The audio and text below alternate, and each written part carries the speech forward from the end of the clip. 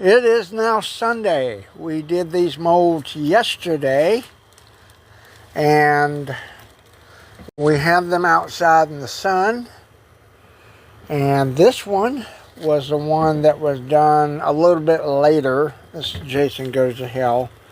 I got this sitting out in the sun, and I'm letting the heat in the sun do its work insofar as curing this. You can see how it's doing that there. You can use, here's the other one. This is the part 7. This one you can tell is already pretty much cured and ready to pull. How so? When the latex cures, it will pull away from the stone like this.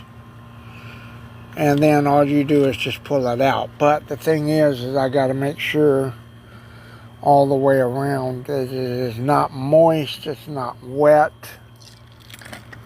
And see, it pulls right up from the mold. What I've got to do before I pull this, though, is baby powder it. Come in here, grab a little baby powder, sit back out, and you want to dump baby powder in there. And brush it all around. I'm using a little bit more than I should, but you brush it all over the latex and everything, and make sure it's all in the inside of the mask very well, because latex will stick to itself. So you have to do a thorough powdering. Just rub it on there, just a light rub. Then you can just gently pull it from the mold. And then as soon as I pull this, I got to pour up another one. So let me put this phone down for just a second. I gotta take this end off here. Alright. I got that. I'm trying to hold the phone and pull the mask at the same time, so it's a little difficult. Now this was done, this was a 3-hour cure, so you can see this is a fairly thick latex mold. I just reach in here and just kind of pull this out from the sides. And if there's any uncured, still wet, moistness in here, it's going to, oh, great day in the morning. It's going to rip and tear if you don't let it cure fully. Get away from the birds! Maddie! Get away from the bird. Bosh, get away from the birds. My dogs are over there messing with chickens. I don't want them to. Because I'm going to set this down on its side. It's supposed to stand up on its own, but it's so heavy. I have to lay it on the side. Just pull this out. So I get in here with my hand and go around the sides and make sure that it just pulls free.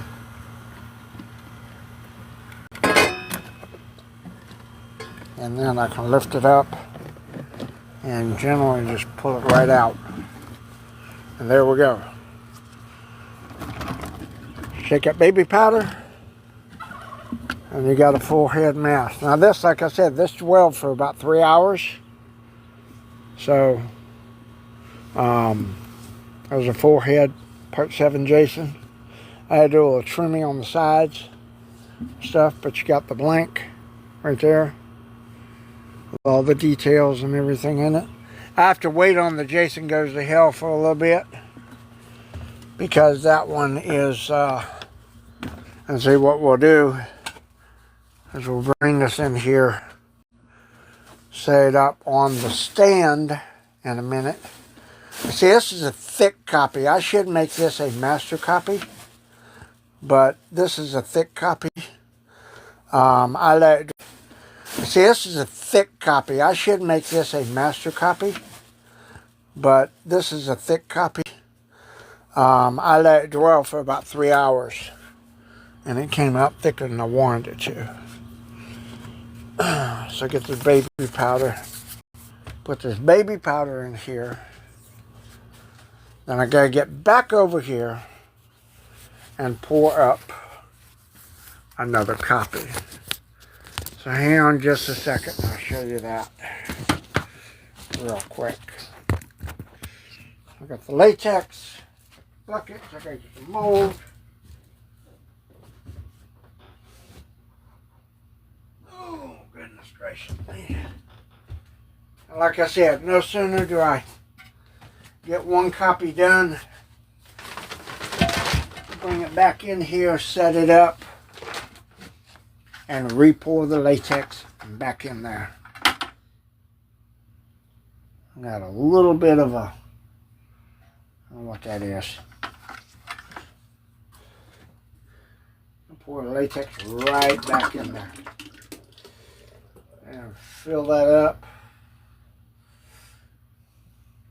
And of course I've run low on latex, so I'm down to the bottom of the bucket. It's filling up the neck and the head, but it's not filling up to the shoulders. That's why I take a brush and brush it out. Let's get my brush. I'll get one over here. Hang on. You see how it's filled up to the neck? And I got to order another bucket of latex, because this will dwell for about, I'm going to let this dwell for 2 hours and get not such a thick copy. But see, I can take this and I can brush it. Latex is thick when you let it sit. I just take a brush and brush out. You see the definition lines of where all the details are. Of course, when I pour it, it will also go in all those details. But I want to make a silicone master copy today and get that started. But I'll wait a little bit. I haven't even had my morning coffee yet. So I'll put that in there. Let that sit for about two hours. Then as I pour it, I will turn it while pouring it back in the bucket so it still develops a thick thing on the sides there. And I got these other two molds. This is the iron lung mold. I haven't made another one of these because I don't know if anybody's interested in one of those. Harry and the Hendersons. This is actually just going to stay like this. I'm not even going to use it anymore because I'm going to go back to urethane rubber for that. So I have the silicone sleeve and the form and all that stuff, so I can just remake that head in urethane rubber instead of latex, because latex is too hard to punch the hair in. I broke 5 needles on the last one that I did, and urethane rubber and silicone is a little bit more forgiving for needle punching. So that's pretty much it for the pour up. Let me show you what I do with the mask over here. We'll come over here to this side. This is the paint station. That's the pour station, the paint station. You see let me get the light on. You can see the, come on now. I need to get the stand set up. Need to get all this crap set up. Everything. I can't do anything with this. Here we go. Got my lights on. That's why I need to get this place uncluttered and everything. Everything falling off the walls. So what I do is just take this. This is very thick. I mean, this is about 1/8 of an inch to 1/2 inch thick all the way around. Durable, heavy. I try not to make them so heavy, but I will stuff them with bags. I'm got a thing of bags over here somewhere. I don't know if that's my bags. No, that's the correction. That's something else. Let me see. You gotta find my bags. I had a whole. There they are. I have a whole thing of bags over here. I save all the shopping bags, the grocery bags that I get. I save all those. That way I can stuff them with bags like you see here. And I'll put this up here on the stand after I move everything out of the way.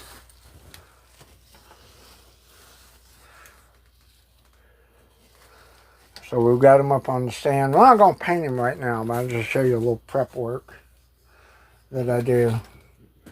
You get a pair of cuticle scissors. I've got those right here. And I come along and I got to trim all of this off. All these little side things here. And you trim all that away so it doesn't show up. And then you got little boogers and stuff that'll pop up. And you got like right here on the side of the head, and just take cuticle scissors and trim that, because there is a cut right there that comes up. I do make my masks a little bit thicker sometimes, because the thicker they are, the thicker they are, the better they hold up. But also, one of the problems is they also will be harder to get on and off, insofar as you'll sweat and everything, and the latex more. But if you make them too thin, then they run the risk of being ripped and torn when you stretch them out. So there's a middle ground there you want to work with on these. You don't want too thin, you don't want too thick.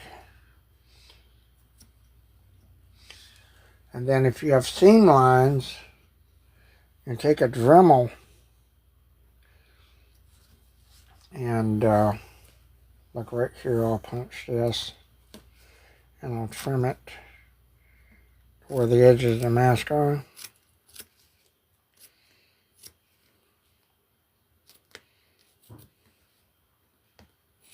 That way I can paint him.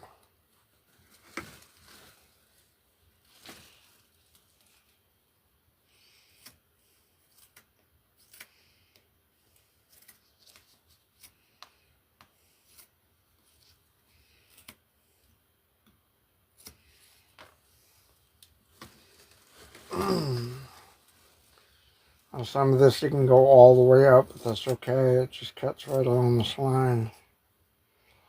As long as I have those details filled in, that's really all that matters.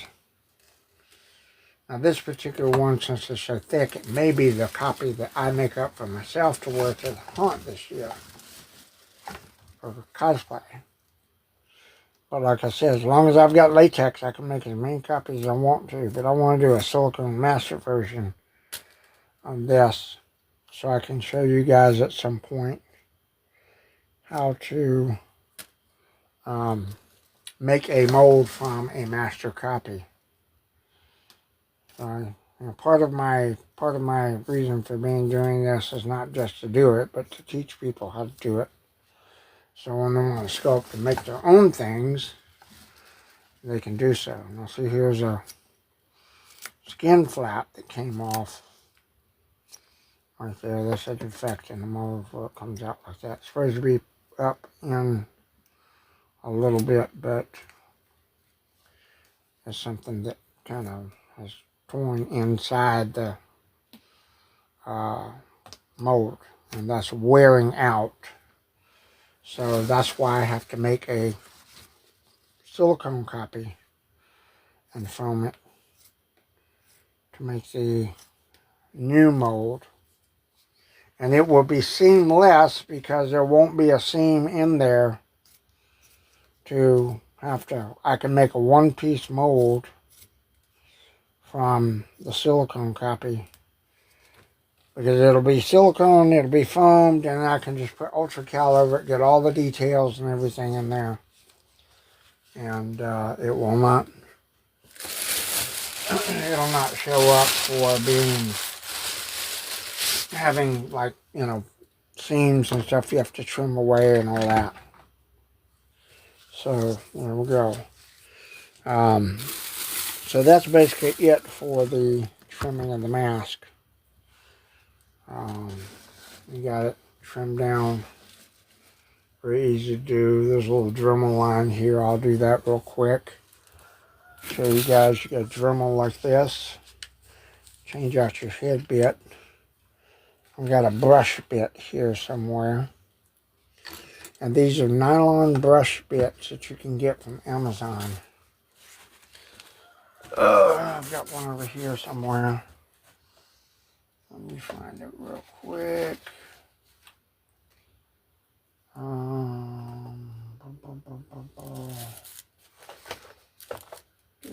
Let me find this thing. I can't find it. I'm going to end up pulling another one out of the thing. But I should have one somewhere over here. See, that's the whole thing about my shop. I'm telling you, every 5 minutes it gets cleared up with something. See, I've got these teeth.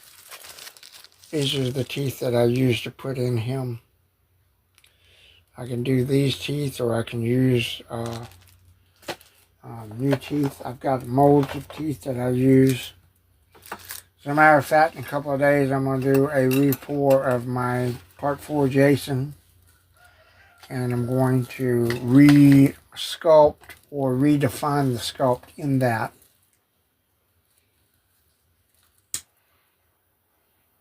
As well. So, let's see if I can find the Dremel bit for this thing.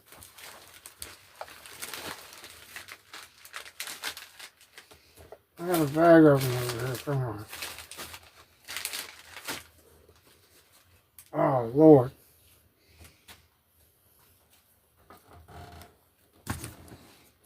This might have fallen on the floor. Likely they just stuck around here somewhere. Amongst all this clutter.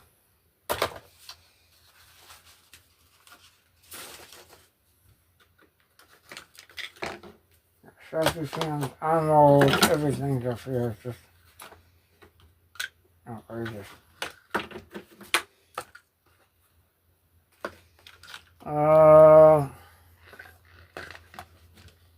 Okay, well.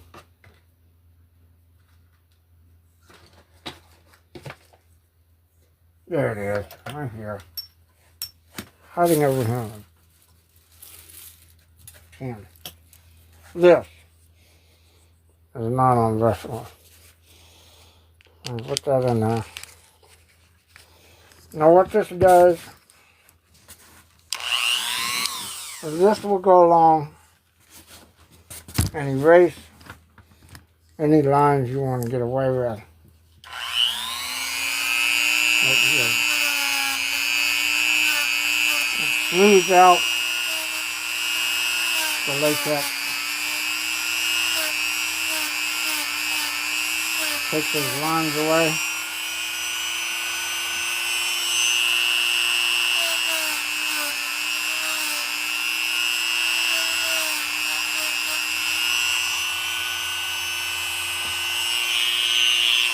Look right here, I've got one.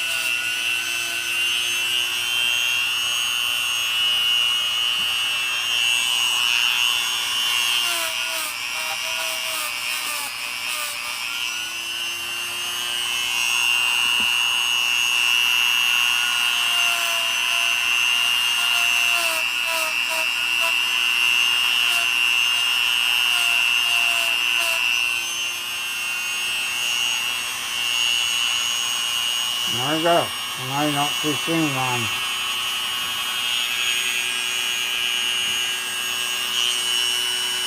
No seam lines right here on the road.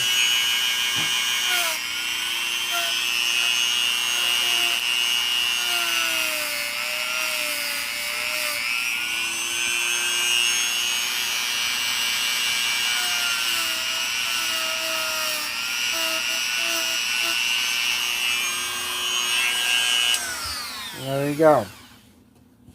These all trimmed up, ready to be painted. That will be for another day. Another one. So, I put the teeth in there. I'm probably going to make a mold of those. I got to cut this right here. Because this is supposed to be a free-floating piece. Right there where that stretches. So what I'll do is pick up my Dremel bit, the brush tip, and I'll put in a drill bit. And just take this. And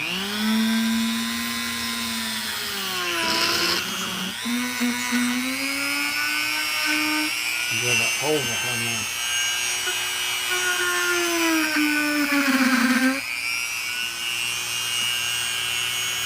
So this figure is free floating with a hole in it.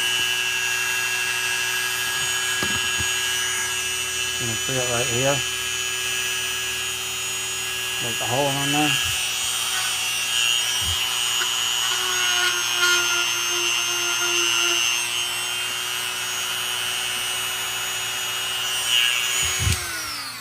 And the idea is that it's supposed to stretch with the mask, but it won't do it with the latex. The latex doesn't stretch that well.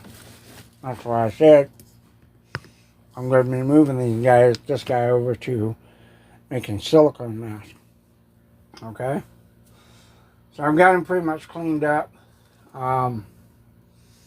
Just need to paint him up. I'm going to let him sit here for a little while because I've got other things to do. And I just thought maybe I'd show you guys the processes of pulling and trimming these masks and stuff. So, alrighty. So there we go. That's just a little short one for today. But I'll get back at it later today when I go to make the silicone version of this guy. Appreciate it, and I will see you guys on the next one.